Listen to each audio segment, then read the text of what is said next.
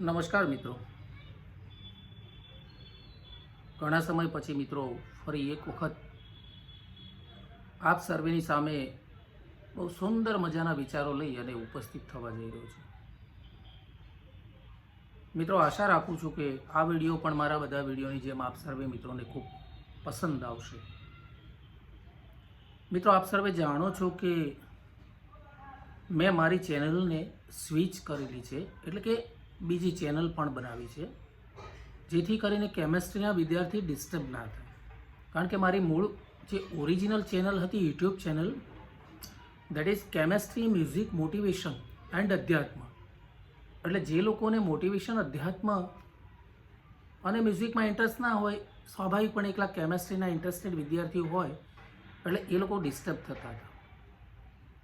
એટલે હવે પછી મારી મ્યુઝિક મોટિવેશન અને અધ્યાત્મ એની એક ચેનલ અલગ કરી છે મેં, મતલબ બીજી ચેનલ બનાવી છે. તો આશા રાખું છું કે એ ચેનલને પણ આપ વધુને વધુ શેર કરશો, સબસ્ક્રાઈબ કરવા વિનંતી. મિત્રો, યુટ્યુબ ચેનલ તો મારી જ છે, પણ કોન્ટેન્ટ અલગ હોવાના કારણે બંને ચેનલને મેં અલગ કરી છે. તો એવો જ એક સુંદર મજાનો વિડીયો ખૂબ સુંદર વિચારો સાથે આજે આપ સર્વે મિત્રો સામે મૂકી રહ્યો છું. મિત્રો, રમણ પાઠક એક લેખક છે. એના શબ્દો ખરેખર સમજવા જેવા છે કે જો ખરેખર આપણે એક માનવી તરીકે ગૌરવથી જીવવા માગતા હોઈએ તો કોઈના વિચારો કે કોઈના મત મતાંતર સમક્ષ શરણાગતિ સ્વીકાર્યા વિના જ આપણી વિવેક શક્તિને આધારે આપણું જીવન ઘડવું જોઈએ. કોઈની પણ માનસિક ગુલામી સારી નથી. તમારા પોતાના વિચારો એ તમારા જ છે. તો મિત્રો, આ સુંદર મજાની વાત સાથે હું શરૂઆત કરું છું. ઘણા માણસો હંમેશા પોતાની સરખામણી બીજા સાથે કરતા જ હોય છે, પણ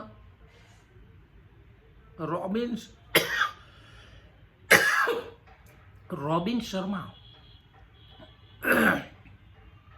એમના ભવ્ય જીવનમાં લખે છે કે તમારી જાતને કોઈની સાથે, કે તમે જે કંઈ તમારા જીવન દરમિયાન વિકાસ કર્યો છે એ વિકાસને કોઈની સાથે પણ સરખાવશો નહીં. કારણ કે તમે પોતે એક વિશેષ છો, કંઈક ખાસ છો તમે, અને તમારી પોતાની જે લાક્ષણિકતાઓ, તમારી જે ગુણવત્તા છે એ પણ તમારી પોતાની જ છે. મિત્રો, don't compare with the others. તમારી જાતને કોઈની પણ સાથે સરખાવશો નહીં. ત્યાર પછીની વાત છે મિત્રો, માણસના ગુણોની, વેલ્યુ ઓફ ધ લાઈફ, માણસની કિંમત કેવી રીતે કરવી, એના વિશે આચાર્ય ચાણક્ય આપણને ખૂબ સુંદર મજાની વાત કરે છે. મિત્રો, એમનું એક્ઝામ્પલ તો જુઓ કે કાગડો છે ને, કાગડો એક ઊંચા મકાન ઉપર બેઠેલો હોય, બહુ જ ઊંચા મકાન ઉપર કે પાણીના ટાંકા ઉપર, ઓવરહેડ ટાંકા ઉપર, પણ એને ગરુડ ના કહેવાય, છે તો એ કાગડો છે. તો એ જ રીતે કોઈ પણ વ્યક્તિ છે ને, એ વ્યક્તિનું સન્માન અથવા એનું જે વેલ્યુએશન છે એ એના ગુણોના આધારે નક્કી થાય છે. એ કેટલી ઊંચાઈએ બેઠો છે, એની પાસે કેટલું ધન છે, કેટલા પૈસા છે, એની ઉપરથી એનું કોઈ મૂલ્યાંકન કરવું ન જોઈએ. નહીંતર તો કાગડો ગરુડ બની જાય. પણ ગરુડ તો ગરુડ જ છે, એ એના ગુણોથી ગરુડ છે. એટલે માણસ મોટો કે નાનો એ સમજવા માટે એના ગુણો સૌથી વધુ મહત્વના છે. ત્યાર પછી મિત્રો, ઘણી બધી વખત આપણને વિચાર આવે કે આ બધું શેને લઈને છે. તો આ બધી જ જે કરામત છે કુદરતની આપણા જીવન વિશે, એનું રહસ્ય બીજું કંઈ જ નથી. હું વારંવાર મારા વિડીયોમાં કહું છું, કર્મોની આ વાત છે મિત્રો. અને કર્મોની વાત આવે ત્યારે ભગવાન બુદ્ધને અવશ્ય યાદ કરવા જોઈએ. ભગવાન બુદ્ધ આપણને ખાસ કહે છે મિત્રો, જીવન મળવું એ ભાગ્યની વાત છે. જીવન મળવું એ તો ભાગ્યની વાત છે, પણ મૃત્યુનું મળવું એ સમયની વાત છે. જીવન મળવું ભાગ્યની વાત છે, પણ મૃત્યુનું મળવું એ સમયની વાત છે. પરંતુ મૃત્યુ પછી પણ લોકોના દિલમાં જીવતા રહેવું કર્મોની વાત છે મિત્રો. જ્યારથી જાગ્યા ત્યારથી સવાર. વિવેકાનંદજી કહે છે ને આપણને, જાગ્યા એટલે સવાર. એક નવી સવારથી નવી શરૂઆત કરીએ મિત્રો, કે કર્મો એવા કરીએ કે મૃત્યુ પછી પણ આપણે લોકોના દિલમાં જીવતા હોવા જોઈએ. મિત્રો, ભગવાન બુદ્ધની બહુ સારી સારી વાતો મારી પાસે છે. ઘણી વખત માણસ પાસે ધન, પૈસા જરૂર કરતાં વધુ પ્રાપ્ત થઈ જાય એટલે માણસ વિચલિત થઈ જાય છે. પણ ભગવાન બુદ્ધ આપણને શું કહે છે કે હવાના ઝોકાથી તે સહેજ વાવાઝોડાથી ખડકો અને પર્વતો હલી શકતા નથી. ગમે એવું વાવાઝોડું આવે કે હવાનું ઝોકું આવે, પણ ખડક હલી શકતો નથી કે ખડકને હલાવી શકતું નથી.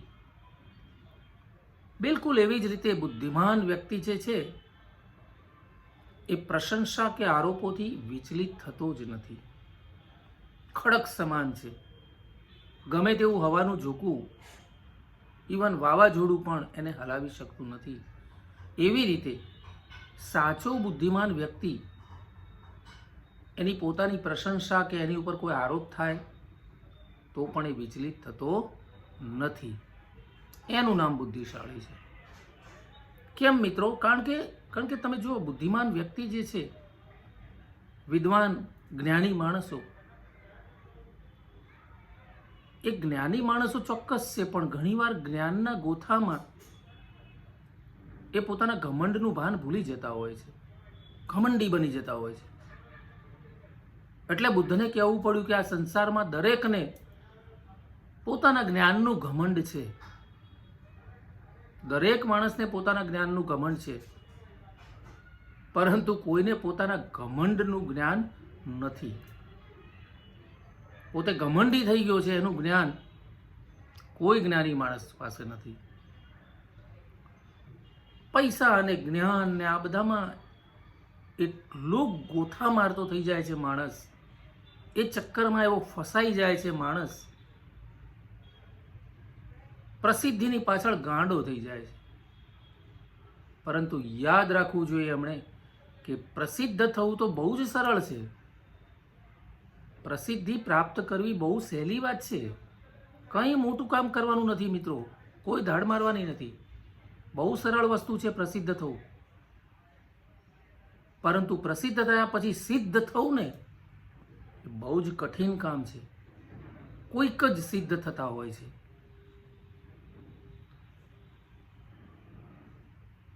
જ્યાં લોકો વધુને વધુ પૈસા આપતા હોય, દાન કરતા હોય ને, ત્યાં જ લોકો દાન કરતા જાય છે. તમે જોજો, દાન કરવાવાળા માણસો પણ છે ને, એ પણ લોકો જ્યાં આખું એક વાવાઝોડું દાનના પ્રવાહમાં તણાતું હોય ને દાન આપવા માટે, અને જ્યાં વારંવાર લોકો દાન આપતા હોય ને, ત્યાંના ત્યાં જ દાન આપતા જતા હોય છે. પરંતુ એ લોકો ભૂલી જતા હોય છે કે કોઈક ગરીબ માણસ તમારી રાહ જોઈને ઊભો છે. એને કરોડો રૂપિયાની જરૂર નથી,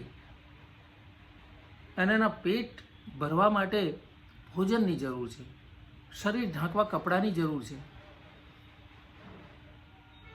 તો મિત્રો, ખાસ આ તબક્કે ગૌતમ બુદ્ધનું આ વાક્ય મને બહુ જ ગમી ગયું કે મદદ કરવા માટે ધનની નહીં, પરંતુ સારા મનની જરૂર છે. માણસનું મન ખૂબ સરસ હોય તો એ કોઈ પણ વ્યક્તિને, કોઈ પણ ગરીબ વ્યક્તિને મદદ કરી શકે છે. મદદ કરવા માટે સારું મન જોઈએ છે, અને જ્યાં જરૂર હોય ત્યાં મદદ કરવી જોઈએ. મિત્રો, એવું કહેવાય છે કે શક્તિ જોઈએ તો જ્ઞાન પ્રાપ્ત કરો. આજકાલ જોઈએ છે ને, ઘણા ધનિક વ્યક્તિઓ છે, પણ એ ભૂલી ગયા છે કે એમની પાસે ખાલી ધન છે, ખાલી ધન છે, પણ જ્ઞાન તો અભ્યાસુ માણસ પાસે હોય, વિદ્વાન પાસે હોય, શિક્ષિત વ્યક્તિઓ પાસે, એવું જરૂરી નથી ખાલી શિક્ષિત વ્યક્તિઓ પાસે, ડિગ્રીની વાત અહીંયા છે જ નહીં મિત્રો. જ્ઞાન પીપાસુ માણસ ક્યાંયથી પણ જ્ઞાન પ્રાપ્ત કરી શકે છે. શાસ્ત્રો, પુરાણો, વેદો, અધ્યાત્મ, ગમે ત્યાંથી જ્ઞાન પ્રાપ્ત કરી શકાય. પણ જ્ઞાન અને ચરિત્ર, જ્ઞાન અને તમારું કર્મ, જ્ઞાન અને આચરણ બંને જ્યારે ભેગા થાય છે ને ત્યારે પ્રચંડ શક્તિ બને છે.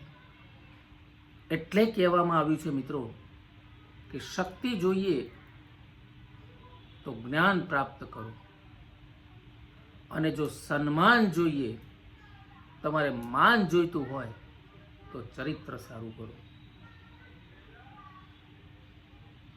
બહુ સુંદર મજાનું વાક્ય છે મિત્રો. કારણ કે જ્ઞાનમાં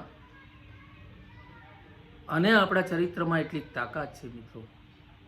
તમારા વિચારોને બહુ મજબૂત કરી શકે છે જ્ઞાન. કારણ કે તમારો મોટામાં મોટો દુશ્મન જો કોઈ હોય ને, એ તમને જેટલું નુકસાન ના પહોંચાડી શકે ને, એટલું નુકસાન તમારા અનિયંત્રિત વિચારો તમને પહોંચાડી શકે છે. કોઈ વ્યક્તિ પાસે ગમે તેટલો પૈસો હોય, ધન સંપત્તિ, સુખી હોય, અપાર પૈસા હોય, પણ એ જ્ઞાની ના હોય, વિચારો ઉપર કંટ્રોલ ના હોય, તો એ અનિયંત્રિત વિચારો એને બહુ જ નુકસાન પહોંચાડી શકે છે. એટલે કહેવામાં આવ્યું છે મિત્રો કે તમારો મોટામાં મોટો દુશ્મન પણ તમને નુકસાન ના પહોંચાડી શકે જેટલું નુકસાન તમારા અનિયંત્રિત વિચારો તમને પહોંચાડે છે. અને છેલ્લે ભગવાન ગૌતમ બુદ્ધને યાદ કરી દઉં કે ગૌતમ બુદ્ધના આ સિદ્ધાંતની વાત કે કોઈ મારું ખરાબ કરે, કોઈ મારું ખરાબ કરે એ એનું કર્મ છે, પરંતુ હું કોઈનું ખરાબ નહીં કરું એ મારો ધર્મ છે. તો મારે શું કરવું જોઈએ એ મારે પોતે જ વિચાર કરવાનો છે. હું કે તમે, આપણે કંઈક વિશેષ છીએ. ક્યારેય બીજા સાથે કોઈ કમ્પેરિઝન ના કરો, કોઈ સરખામણી ના કરો.